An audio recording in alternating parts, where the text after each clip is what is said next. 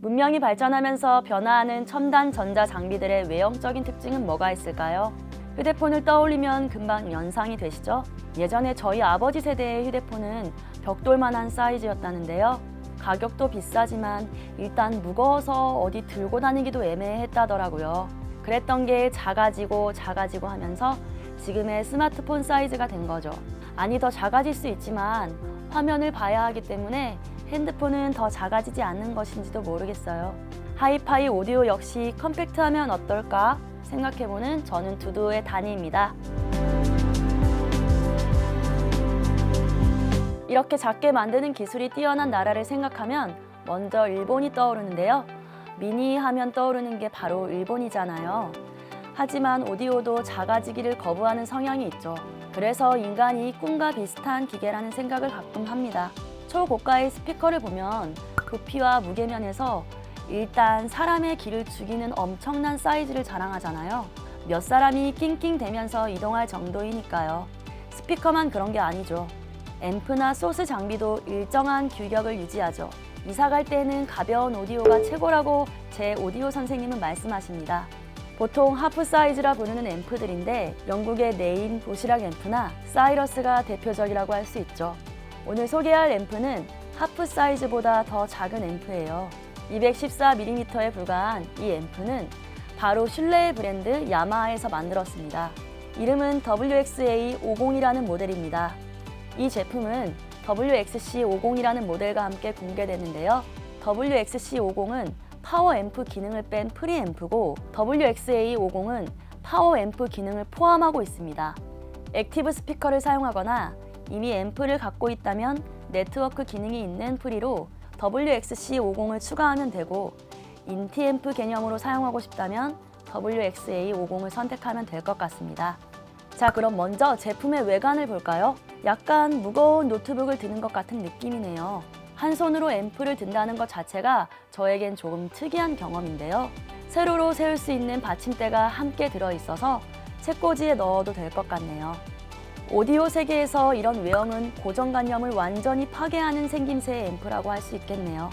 이 앰프는 스펙상으로 채널당 6옴에서 90W의 출력을 내주고 있는데요. 이 정도면 100만 원 한도 내에서 오디오 시스템을 장만할 수 있겠는데요. 좀 작은 스피커와 연결해서 들어보죠.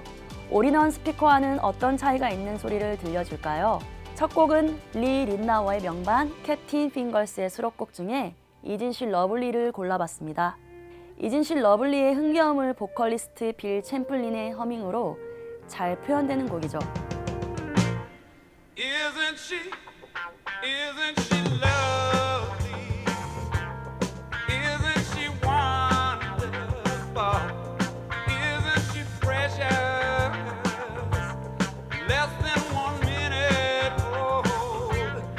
I never thought through love we'd be making one as lovely as she.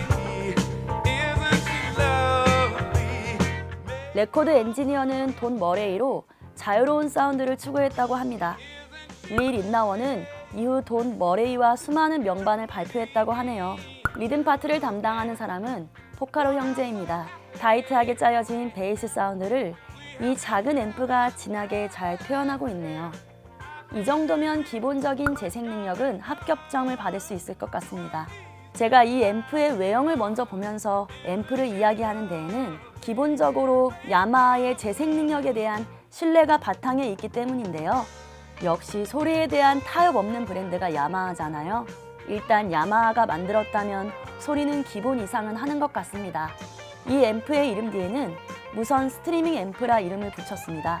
앰프명에서 알 수 있듯이 스트리밍 서비스의 지원이 중요한 목적이라고 볼 수 있습니다. 이는 최근에 나온 야마하 앰프에서 고루 발견되는 특징이라고 할 수 있겠네요.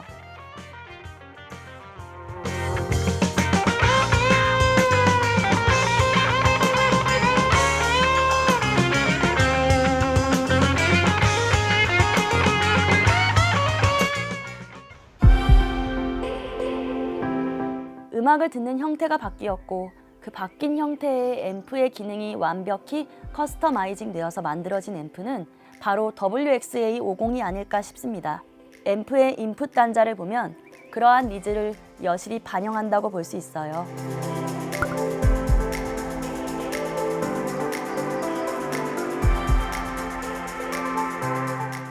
야마 WXA50을 선택할 때 체크할 리스트가 있다면 바로 이런 확장성 부분입니다.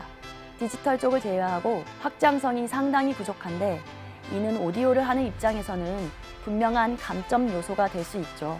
하지만 내가 디지털에 집중해서 음악을 듣는다고 한다면 불필요한 요소를 제외한 이 앰프가 선택에 딱 맞고 더 필요한 기기가 될 거예요. 야마하의 앰프의 라인업이 폭넓은 선택지를 제시한 것이라고 볼 수 있는 거죠. 야마 WXA50의 디지털 재생폭은 상당히 넓습니다. 고음질 DSD 5.6MHz, 192kHz, 24비트를 지원하고 폴락, 웨이브 등을 재생할 수 있으며 아이튠즈의 애플 로스리스를 지원합니다. 이런 고해상도의 지원은 일반적인 스트리밍보다 훨씬 좋은 음질로 음악을 즐길 수 있게 해줍니다. 그래서 이번에 고해상도 음원 중 한 곡을 선곡해봤습니다. 베스 오튼의 명반인 센트럴 리저베이션의 1번 트랙 스톨른 카를 골라봤습니다.